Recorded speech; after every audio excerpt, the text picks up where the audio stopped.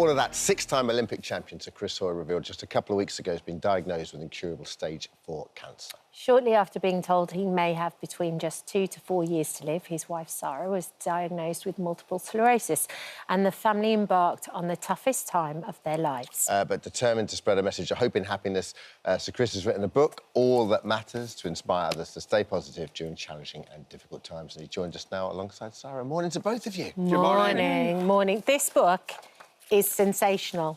It's heartbreaking, it's powerful, it's sad, it's happy, it's funny. It's like all the best parts of being a human being. Congratulations. Well, thank you. It's absolutely brilliant. It all started with just an achy shoulder. Yeah, you know, I had this pain in my shoulder. It wouldn't go away. I was 47 then, still lifting weights in the gym, still physically active. You're used to having aches and pains, but this one didn't go away. So I went to the physio. He suggested getting a scan. Went for a scan thinking it'd be routine, and there was a tumour.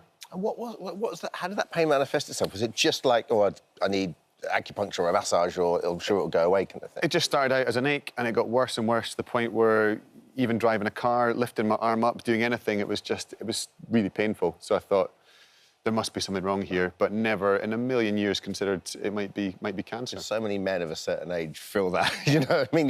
You get to our age and you just go, you just get aches and pains, you shrug them off, right? Yeah. And also men are terrible at getting checks as well. That's the other thing. You do just tend to shrug them off. And so then when did you hear your diagnosis? So I went to get the scan at the doctor's surgery. They brought the scan up and said, there's a tumour on your shoulder. We need to find out what the root of this is. So multiple other scans, and eventually the root of it was the prostate. So it was a stage 4 prostate cancer that spread to the bones, and no symptoms, no kind of anything to point towards this diagnosis until the shoulder pain. So it came out the blue. I've always prided myself as someone who I would go to the doctor with, you know, illness or pain, or, you know, as part of an athlete, you're used to looking after your body and being quite aware of what's going on with yourself. But in this case, yeah, it was too late by the time we actually found the diagnosis. Chris, when you get that news, and this is just sort of, you know, my experience and my mates and my family that have had this news, they describe it as like being a caged animal. You just feel almost claustrophobic and you just want to run away, almost ignore the fact, you know, almost blank it out. Does that resonate? Absolutely. That's exactly how I felt in the surgery. We were in the room, we got the diagnosis, and yeah, I felt sick, I felt nauseous, the room felt like it was spinning, I had to get up, I couldn't sit still. Yeah. And it's not the news that you can't ever prepare yourself for that kind of thing. You never imagine yourself in that situation. And a million thoughts are running through your head. The first one was, how on earth are we going to tell the kids? You know, all these things. Yeah. You've got 2 kids, 10 and 7, Callum and Chloe. How did you turn it around to be able to speak to them? Because you have to kind of get to a place yourself where you think, right, I can handle it, I can handle the questions, and I'm going to be truthful, but I'm not going to hide anything. I'm not going to make it more scary, because I always think that the unknown becomes even more scary.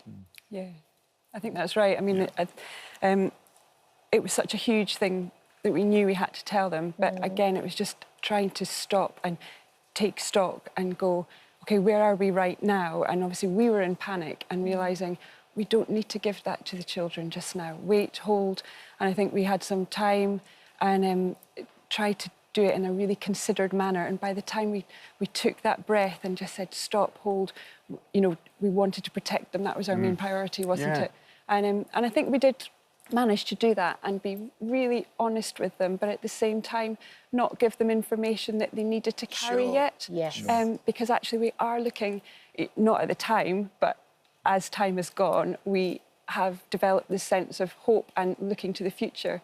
And actually we are giving that to our children as well, that there is nothing to be feared of other than just keep going and look to the future. And it's really kind of that then in turn lifts us. So it's a cycle. Is that how you felt when you had your diagnosis? Because you kept it from Chris as well to start with, didn't you?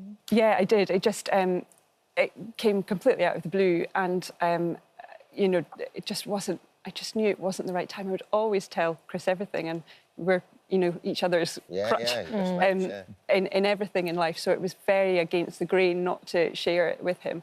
But I just knew it wasn't the right time. We were trying to find stable ground, having just been given this diagnosis from him. I don't know. I think you get a bit of mum strength, right? Yes. And in amongst the fear, I just felt this incredible sense of courage come over me. So and do you mind me asking, what were your symptoms? And what first alerted you to it? I had, in the summer, some tingling on my face, which just a changed sensation. I thought it was a root canal, and I was sending you messages panicking about some sort of dental treatment. Never in a million years. I mean, I've been so healthy. We both have all of our lives. You know, it's not like it suddenly answered questions of things that have been going on for years, not at all. But the doctor said, oh, we'll just give an MRI to see what's going on. So popping along to the doctor, I thought they were going to just, you know, satisfy me and say, oh, we'll keep an eye on it. Never in a million years thought that they would be saying those words. So, yeah, that has taken some getting used to. I mean, we've both had to learn our way around medical diseases and how they are impacting us. So it's been tough, but actually we've been able to do it together. And it's once you're in it, you can cope with so much more than you think. And I think just a big sense of courage amongst the fear is what is taking us forward, I think. Which you make it sound quite easy, but to have that feeling, like you said, of a caged animal, or like you say in your book, that feeling of drowning, and you both had it, and you, Sarra, were keeping it a secret, and you were, you know, explaining to your sister, so using your sister as like a strength for you. How do you make that change, though? What is it that makes you go, you know what, I'm going to deal with this day here, right now, and I'm not going to think about the future, and I'm not going to disappear down that rabbit. How do you do that? I think, as you say, it's about dealing with the here and the now, and it wasn't as if we flicked a switch and suddenly found hope overnight and found this positivity. It's a seed that grows slowly. It's something that, you know, it takes time. And it's only when you look back you realise how much progress you've made, even sitting here, being able to talk about this. There's no, you know, 6 months ago, there's no way we could have done it. You know, it would have been way too emotional. But I feel it's having targets each day. It's having things that you have to focus on. The kids are at the centre of your life, so that's your purpose, to get out of bed, to get on, to look after them, make sure they're okay. But it's about bringing it back to the here and the now. You know, you have to. The future doesn't exist yet, and we all worry about so much stuff, small stuff, stupid stuff. That doesn't. 90% of it doesn't even happen. You know, so why worry about it? The future doesn't exist yet. All we have is right here, right now. So it's about trying to be present, trying to appreciate the now, but that's not burying your head in the sand and saying, you know, I'm not going to worry about the future. You still plan for the future. You still, you know, have goals. You still have targets. You still have things to work towards and be aware of. But really, it's bringing it back to the here and the now. What was so interesting to me in the book was when you actually described going through the chemotherapy and the ice cap and the putting on the... You would think that because of everything Chris has done and the 6 Olympics, you're used to kind of pushing through that pain. I'm a big softie. Yeah, that's what it is. Well, now the cat's out of the bag, Chris. That's the thing. But and you describe it in a way where you would like, I'm just going to take each second as it comes. I'm going to think of great Uncle Andy as well, and I'm going to go and I'm going to go, right, I'm going to do 1 minute, then I'm going to do another. So the cold cap was there to try and it basically freezes your hair follicles and stops or minimises you losing the chance of losing your hair during chemo. The ice mittens and socks are there to ideally reduce the chances of you losing the sensation, permanent sensation in your fingers and toes.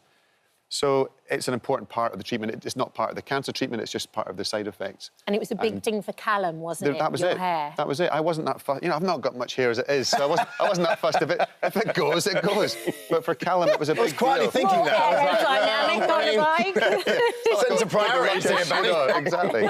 So it was like, for Callum, it was important. You know, I think he was a bit... He knew of people who'd gone through cancer treatment before, and I think the thing he picked up on was the fact they lose their hair. And he didn't, I think, in his mind that, you know, I maybe drop him off at school in the morning with a full head of hair and then arrive in the evening with nothing. So he was a And bit also freaked at out the by that. time, we hadn't shared it with people, so actually there was a privacy Yes, aspect Yes. to of it course. as Yeah.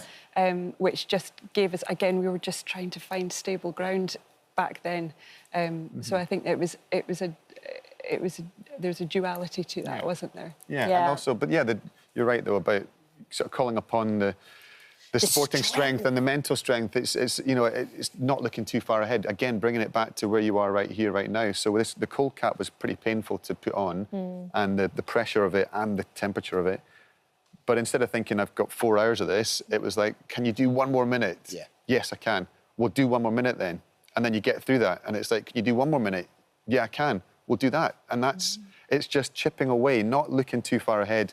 You can psych yourself out. You can, you know, basically talk yourself out of anything in life, I think. But if you focus on what you can deal with right now, you can surprise yourself at what you get through.